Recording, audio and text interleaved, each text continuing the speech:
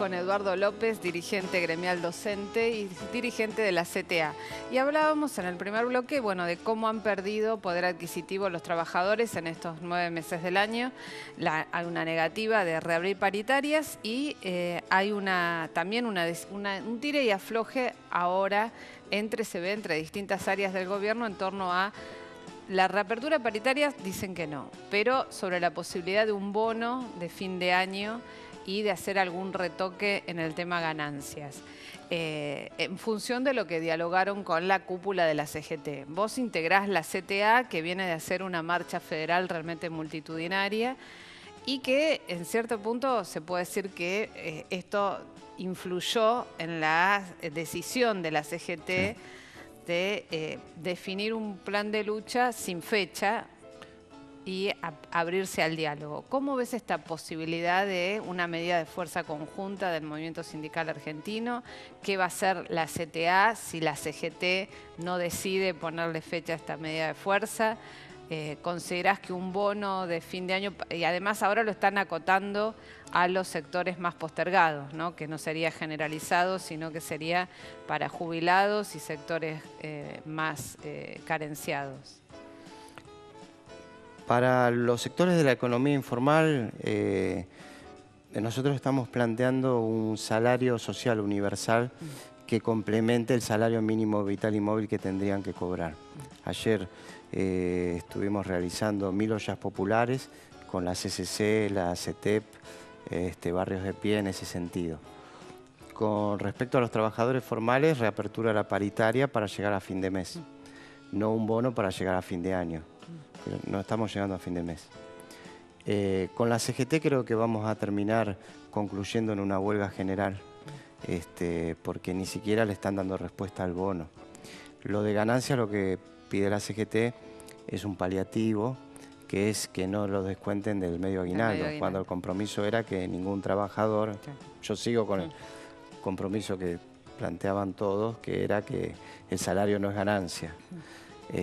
Sí, algunos salarios, pero los de cuarta categoría, que son los que cobramos el 99% de los trabajadores, no. Con respecto a las movilizaciones, yo estoy muy entusiasmado. Veo un pueblo movilizado. Veo, el 24 de febrero salió el primer paro de ATE, fue impresionante. No saldrán los medios, pero el pueblo está muy movilizado. Paro del 24 de febrero. San Cayetano fue impresionante, también, bueno, estamos viendo imágenes de todas las marchas. La de la CGT con la CTA de Paseo Colón, ahí está. La de fines de abril. La de fines de abril, la marcha federal, los ruidazos, la marcha universitaria. ¿Por qué soy optimista? Porque veo un nuevo sujeto, vamos a decir la marcha universitaria. Ahí fue impresionante, querían cerrar las universidades del conurbano en el segundo semestre. El presupuesto daba para eso. En la marcha universitaria irrumpe un nuevo sujeto, el estudiante universitario del conurbano. No me olvido más de esa marcha, fue en el primer semestre y para garantizar las universidades del segundo semestre. Marcharon no docentes, docentes y estudiantes. Me acuerdo, no sé si te lo comenté, pero tenía que hablar yo en esa marcha. Y le dije a Roby, habla vos por CETERA. A Roberto Baradel. A Roberto Baradel. Habla vos, porque irrumpió algo de una década que eran los jóvenes del conurbano que querían seguir estudiando. Eso está en las calles. En la marcha de Paseo Colón están los jóvenes. Hubo 5 millones de puestos nuevos de trabajo. En algún lado están. Veo distinto a los 90. En los 90 veníamos de la hiperinflación. La carpa. La verdad que en nuestras marchas no venía nadie. Te digo. Es más, la carpa fue a los 6, 7 años del gobierno de Menem. La marcha federal fue a los 5 años del gobierno de Menem. 5 años de ajuste para hacer la primera marcha federal. Estas fueron 9 meses. Esta fue anterior. Entonces, ¿qué pasa? Hay un sujeto que es el sujeto que amplió sus derechos en los últimos 10 años, que en el año 89, cuando asumió Menem, no existía. Porque veníamos de la hiperinflación y estábamos todos tranquilitos y disciplinados. Yo soy muy optimista, en el sentido que el gobierno retrocede y que nosotros nos estamos organizando. Si me quejo, sería muy ingrato con mis compañeros. Los paros docentes son masivos, nos descuentan 1.500 pesos por paro, reclaman por vacantes, reclaman por comedores escolares. Veo los jóvenes, yo siempre digo, mi hija, que tiene 17 años, la menor, cuando veo a Prat Guy hablando de que iban a pagar a los fondos buitres, no podía entender cómo un ministro de Economía entregaba al país, ¿no? Y me lo contaba. Y yo le decía, no, lo raro es que no lo entregue. Digamos, pero yo soy mucho mayor que mi hija. Pero digo, hay un piso muy alto que no lo teníamos durante el gobierno de Menem. Es verdad, ahora hablo eso en el pueblo, en los trabajadores. En los gobiernos, este gobierno es el más orgánico de las clases dominantes desde 1916 a esta parte, que se implementó el voto universal, obligatorio y masculino. Porque desde 1916 al 2015, quienes aplicaban los ajustes eran o dictaduras o modelos neoliberales camuflados al interior de partidos políticos populares. Sí, esta vez es sin máscara. Sin máscara y por el voto. Por eso es el gran tema. Ese es el gran tema. La legitimación del voto es, digamos, indudable. Es el más orgánico, porque el otro podríamos decir es una dictadura. El otro, bueno, votamos otra cosa. Yo soy peronista, no voté esto. Yo soy radical en la alianza, no voté esto. Los que votaron, votaron. De manera tal que hay un desafío, pero hay un piso muy alto. Yo soy muy optimista. Ahora bien, tengo que decirte esto. Si el gobierno vuelve a ganar el año que viene, ahí estamos en problemas. Porque como bien dice García Linera, no es que si hay ajuste hay movilización. No es que si bajan los salarios hay paro. Hay movilizaciones y hay paro si la ciudadanía cree que con las movilizaciones y los paros paran el ajuste y el desempleo. Están viendo que se puede parar. Por ejemplo, no son 2.000% de aumento de las tarifas, no nos dieron el 25% de aumento a principio de año, a muchos trabajadores los reincorporaron con la lucha de los estatales. Es decir, la docencia, los trabajadores están viendo que luchar tiene sentido. En cuanto vean que luchar no tiene sentido y esa falta de sentido se transforma en un éxito electoral del gobierno, ahí sí pasamos a la pantalla del 90. Pero yo soy optimista porque soy docente y militante y creo que va a haber un parate muy fuerte de la ciudadanía el año que viene. Y hay un parate en las calles muy fuerte de los trabajadores organizados este año. Ahora vos decís, vos sos optimista porque sos docente y sos realmente un dirigente gremial que sigue dando clases, sí, que no es lo habitual. No. No es lo habitual. No. ¿Cómo es esa convivencia entre el ser dirigente de una organización, además de muchos años de militancia que ha ido ascendiendo en esta carrera de representación de los trabajadores y al mismo tiempo estar en contacto en lo cotidiano de lo que implica el trabajo docente? A mí me gusta. Yo doy clases en Soldati a la noche de geografía. Hasta hace muy poco daba en la primaria, en Perito Moreno y Cruz, en el Bajo Flores. Tengo un buen puntaje, pero elijo las escuelas que entiendo que es más necesario que yo esté. Y no, es la parte que me gusta. La tarea sindical es muy ingrata. El sindicalismo siempre fue muy atacado desde el 1 de mayo de 1886, que ahorcaron a aquellos que realizaron un paro contra las 18 horas de trabajo que se trabajaba en ese momento, con la prensa acusándolos. Hay que leer los diarios de Chicago de aquella época. Siempre se relacionó sindicalismo con mafia, con robos, con corrupción. Por una decisión política de los gobiernos para defender sus intereses y de muchos medios de prensa por lo mismo, y por errores también del sindicalismo. Y también porque hay muchos sindicalistas porque hay que no son exactamente transparentes. Exacto. Por ser benévolos, ¿no? Pero digamos, yo estoy muy lejos de ser el mejor de mis compañeros, para nada, en el sindicalismo.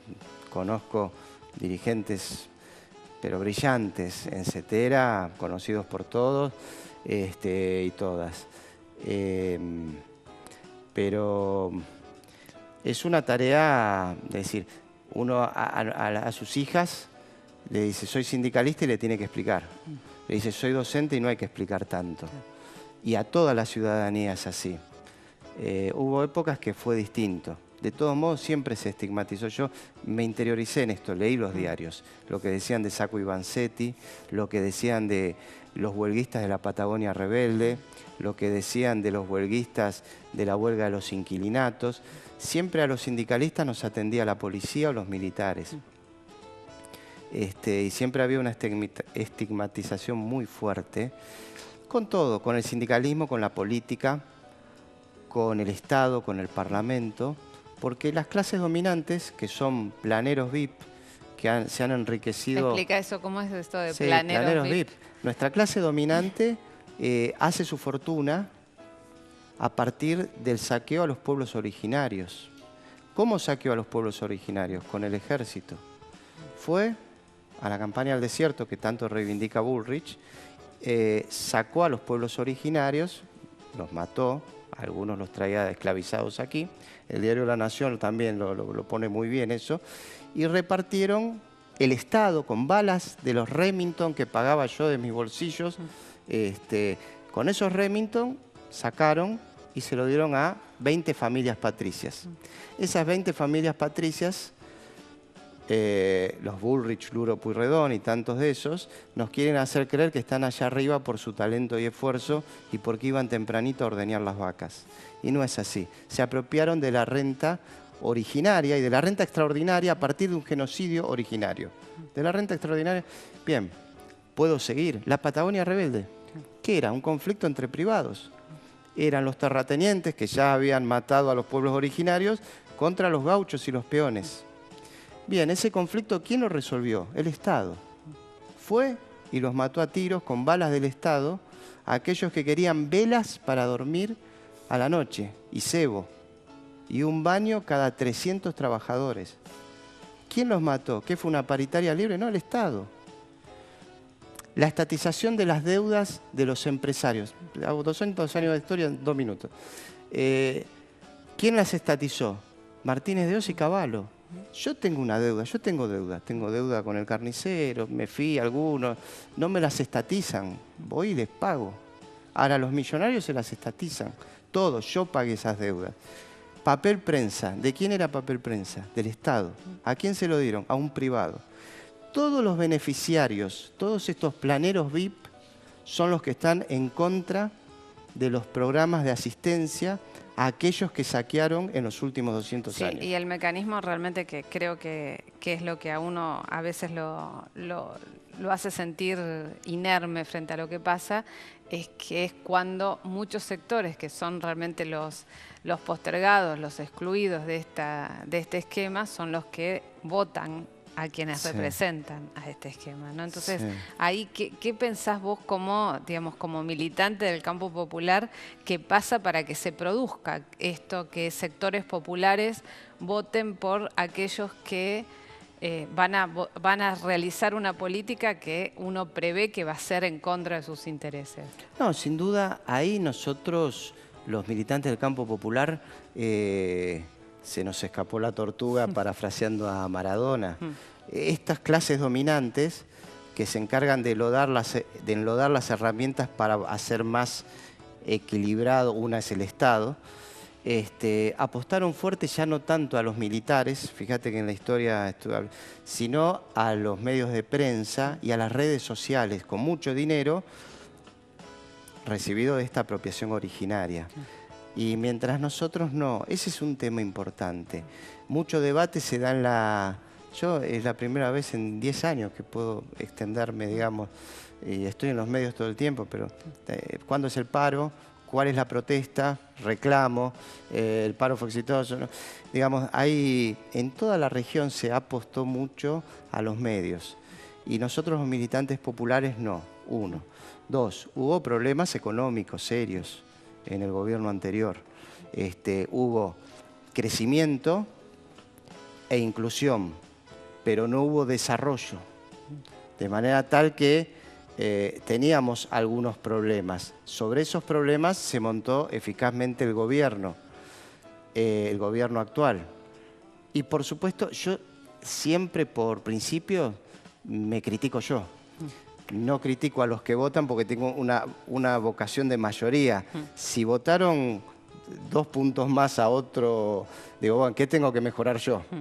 De manera tal que lo que te estoy diciendo son cosas para mejorar. A mí me parece que hay que volver a un nuevo gobierno donde se especifique bien un par de temas. Lo que es el desarrollo productivo. Es decir, que el crecimiento no sea engordar, sino sea desarrollar un ecosistema sustentable. Yo creo que un golpe muy fuerte, bueno, lo dije, fue el tema de los números, el tema del INDEC. Nosotros fuimos muy críticos y creo que golpeó mucho